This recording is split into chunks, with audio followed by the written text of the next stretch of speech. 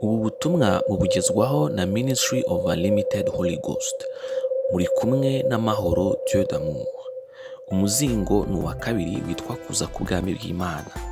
Ubuntu n'amahoro bituruka ku Mana Data wa twese watanze umwana wawe Yesu KRISTO, ndetse no kuri Yesu KRISTO witangiye ibyaha byacu, ndetse no ku Mwuka Muziranenge ukumana natwe, ukubeho wowe n'abawe ndetse n'ibyawe byose.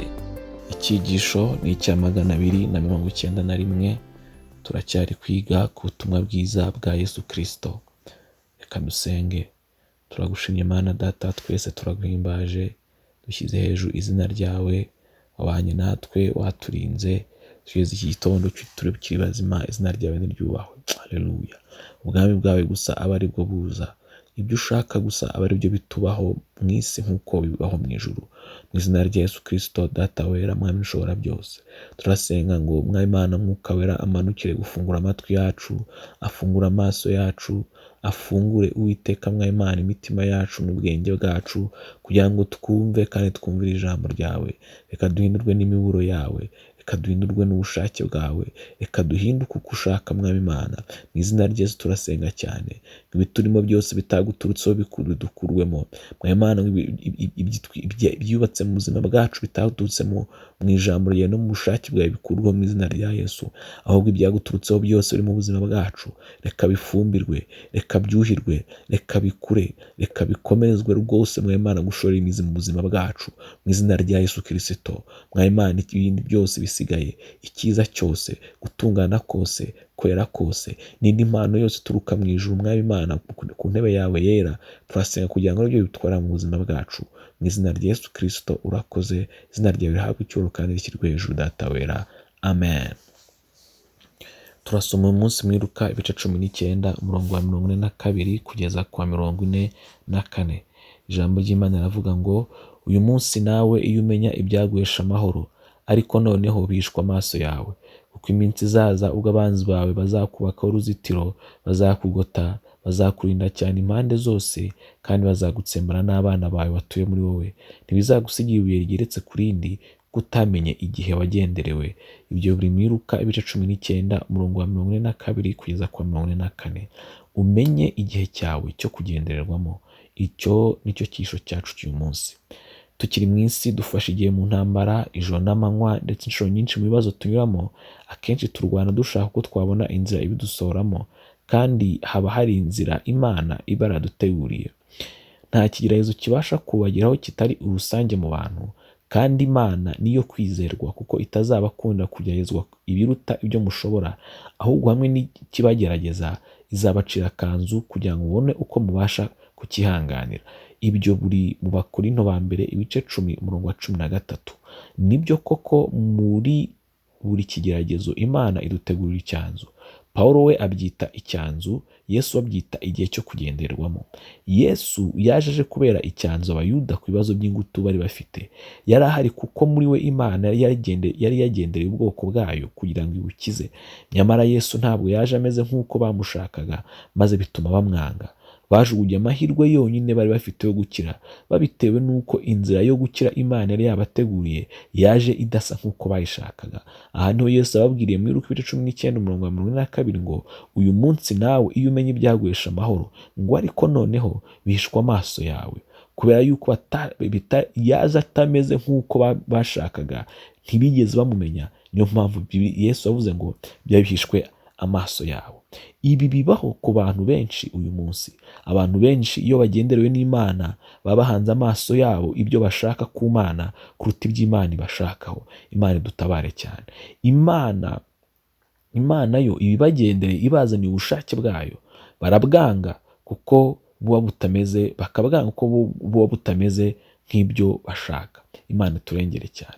Ariko ndagusengera uyu munsi ngo ubashe kumenya igihe cyawe cyo kugendererwamo. Ndagusabira cyane ku Mana ngo ubashe kumenya inzira Imana yaguteguriye. Ndagusabira ngo nusurwa n'Imana uzabimenye, nubwo yaza itameze nk'uko wayitekerezaga, nubwo yaza n'ibisubizo bimeze nk'uko utabitekerezaga, nubwo yagucira inzira zitameze nk'izo wifuzaga. Ndagusabira umugisha, imbaraga ku Mana, amaso ahumuke, ibitekerezo byawe bifunguke, kugira ngo uko ukuboko kw'Imana guhishukirwe kugira ngo inzira z'Imana uzimenye mu izina rya Yesu Kristo.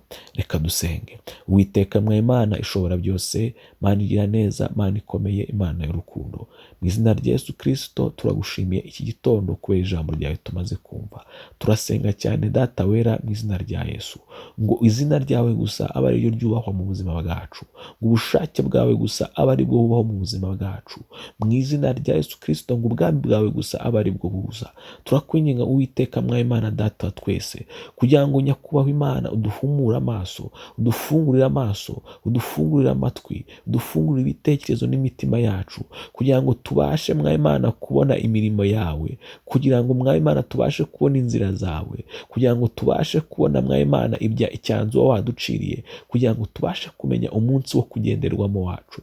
Nyakubahwa Imana turasenga cyane kugira ngo utazatugendera ngo ntitubimenye, mu izina rya Yesu Kristo turasenga ngo nutugendera tuzabimenye, turasenga kugira ngo mwa Imana uducire icyanzu tuzabimenye, kugira ngo turasenga cyane ngo Uwiteka inzira zawe waduteguye guca mwa Imana nuzituzanira tuzazimenye, ntituzahitemo izacu ahubwo tuzahitemo izawe. Haleluya. Inzira zo gukiranuka, inzira zo gutungana mu izina rya Yesu Kristo. Urera cyane mwa Imana kandi urakiranuka, ufite imbaraga nyinshi kandi urakomeye. Turasenga cyane nyakubahwa Imana, ibiturimo byose bitaguturutsemo bikurweho, ibyatwubatsemo byose bitaguturutseho byose bivanweho mu izina rya Yesu Kristo. Ahubwo icyiza cyose n'impano nziza yose yaturutse mu ijuru itware mu buzima bwacu kuko ubushake bwawe buri. Ni mu izina rya Yesu Kristo dusenze twizeye, urakoze mwami Imana Data wa twese. Amen. Isezerano ry'uyu munsi turarisanga muri Matayo ibice 11 umurongo wa 6. Ijambo ry'Imana riravuga ngo kandi hahirwa uw'ibyanjye bitazagusha. Ibyo muri Matayo ibice 11 umurongo wa 6. Imana iguha umugisha wo kwifatanya natwe, Imana iguha umugisha wo kumvira ijambo ryayo. Ndagusaba umugisha ku Mana ngo Uwiteka Imana ishobora byose akuzuze imbaraga ze mvanjuru, Uwiteka akuzuze umwuka wera, Uwiteka akuzuze umwuka wera, Uwiteka akuzuze ijambo rye ryera mu izina rya Yesu Kristo. Uwiteka akuzuze urukundo, Uwiteka akuzuze guca bugufi mu izina rya Yesu Kristo. Ndakwingingira ku Mana kugira ngo Uwiteka akuzuze gutungana, Uwiteka akuzuze Uwiteka akuzuze ibyiza byose biturutse mu ijuru. Ndasaba ku Mana ngo ubushake bw'Imana bukugumeho mu izina rya Yesu, ntagire ubundi bushake bukubaho utari ubw'Imana. Ndasenga ngo mu izina rya Yesu Kristo ubwami bw'Imana gusa bwo bukuzaho. Ndasenga mu izina rya Yesu Kristo ngo ukuboko kwiza kw'Imana bari ko kugumaho mu izina rya Yesu. Ibintu byose byabikurimo bitaturutse ku Mana bikurweho, birimburwe, ahabyo ntihabe hakiboneka. Izina ry'Imana rihabwe icyubahiro mu buzima bwawe. Ndagusabira ku Mana ngo Imana iguhumure, ndagusabira ku Mana ngo Imana igufungure amaso ndetse rwose n'amatwi n'ibitekerezo n'umutima wawe, kugira ngo umunsi wo kugenderwamo kwawe uzawumenye kandi uzawakire, kugira ngo inzira Imana yaguteguye uzayicemo mu izina rya Yesu Kristo. Ndasenga cyane ngo umutima wawe ucire bugufi kumenya ubushake bw'Imana kandi no kubukora no kubukurikiza. Imana ihabwe icyubahiro, Imana iguha umugisha mu izina rya Yesu Kristo. Amen. Ushobora kudusura kuri urubuga rwa Facebook cyangwa rwa YouTube ugasangiza inshuti n'umuryango wawe ijambo ry'Imana. Buri munsi haba hari icyigisho. Soma kandi wumve buri munsi ijambo ry'Imana bidashidikanywaho. Urabona uko kw'Imana mu buzima bwawe. Yesu aguha umugisha kubwo kubana natwe. Imbuga za internet wakoresha mu kudusura urazisanga munsi ya video. Ubutumwa butegurirwa na Ministry of Unlimited Holy Ghost, mwabugezwagaho na Mahoro Dieu d'amour. Ubuntu n'amahoro bituruka ku Mwami Yesu Kristo bikomeze kubana namwe, kandi umwuka wera ababashije gukomeza gukora ubushake bw'Imana mu buzima bwanyu bwa buri munsi. Amen.